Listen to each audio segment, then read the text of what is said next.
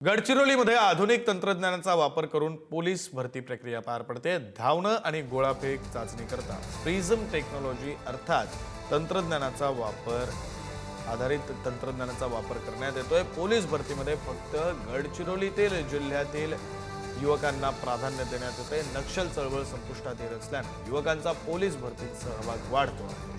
अतिसंवेदनशील भागातील युवकांनी मैदानी चाचणी दिली। मैदानी चाचणीमध्ये उत्तीर्ण होऊन लेखी परीक्षेकरता पात्र उमेदवारांची बायोमेट्रिक पद्धतीने हजेरी घेऊन पडताळणी करण्यात येते आहे। पोलीस भरती प्रक्रियेला सुरुवात झालेली आहे।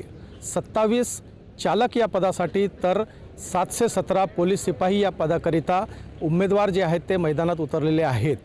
अत्याधुनिक टेक्नॉलॉजीचा वापर करून या ठिकाणी मैदानी चाचणी घेण्यात येत आहे। महत्त्वाचे म्हणजे गडचिरोली जिल्ह्याच्या पोलीस भरतीकरिता गडचिरोली जिल्ह्याच्याच युवकांना संधी देण्यात येत आहे।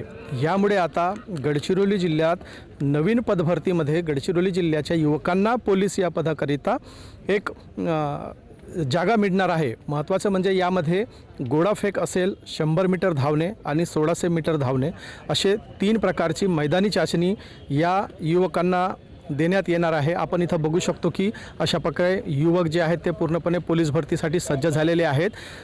सकाळपासूनच जे आहेत ते पोलीस भरतीची सुरुवात होत असते आणि यामध्ये कुठलीही अनुचित घटना घडता कामा नये म्हणून पोलिसांचा सुद्धा चोख बंदोबस्त लावण्यात आलेला आहे।